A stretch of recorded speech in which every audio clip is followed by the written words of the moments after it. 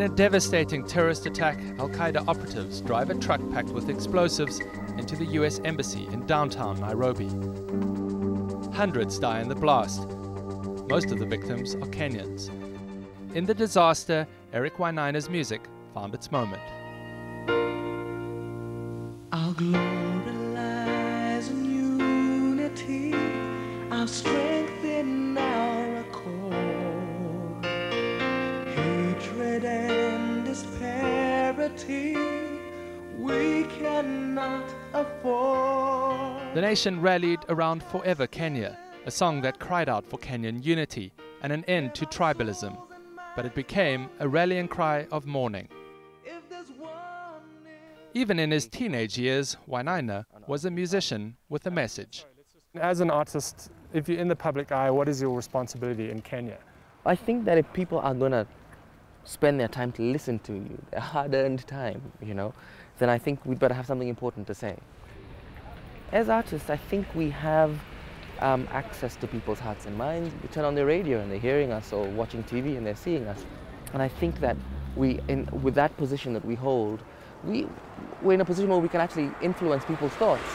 That being said, I don't think that we should all be messaging musicians. I mean, there's time for everything, but that's the path that I choose.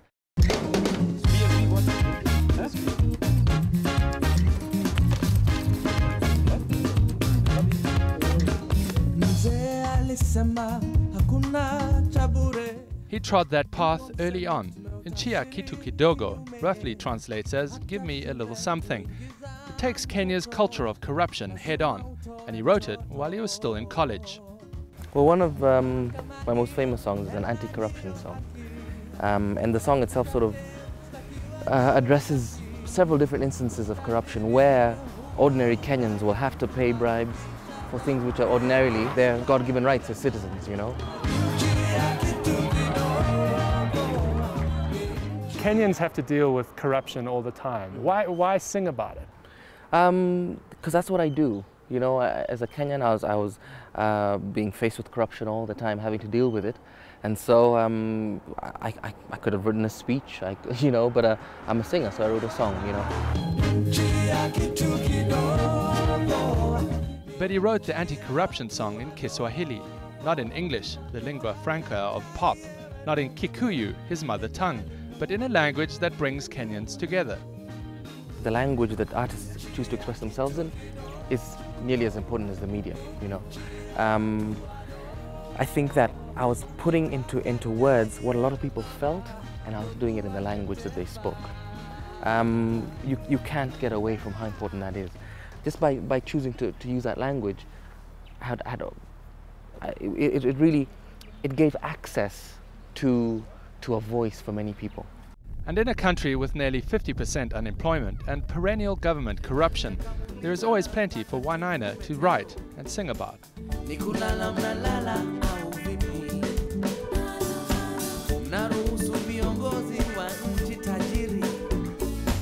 He takes on serious material, but it's always seriously funny.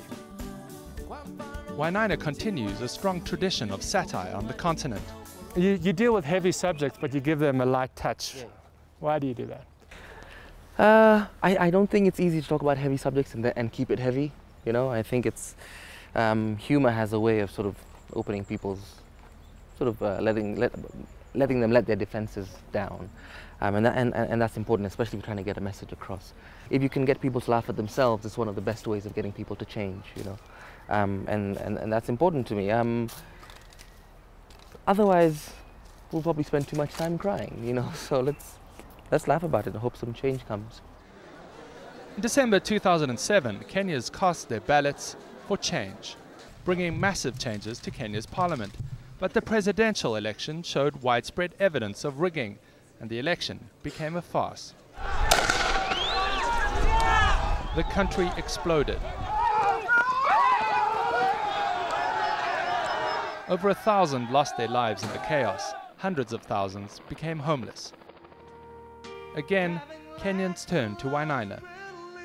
10 years after it first rose to prominence, Forever Kenya again became an anthem. A Swahili version filled the airwaves, urging Kenyans to remember the positives of their country. As an artist, you never know how people are going to react, and that it has sort of that it resides in people's consciousness, and that it's very often people will stop me in the street and say, you know, that song of yours really helped us a lot during the post-election crisis, made us feel like we were Kenyans, made us stop the madness, you know. One thing that always baffles me is that how come there's so many clever people in Kenya, in Africa, yet we always find ourselves at the bottom of the pile. We know what the answers are, you know, but we always make the wrong choices as far as leadership is concerned. And if there's any one thing I'm trying to do is get people to talk about stuff. Because if we live in a culture of fear, then we won't be able to change anything.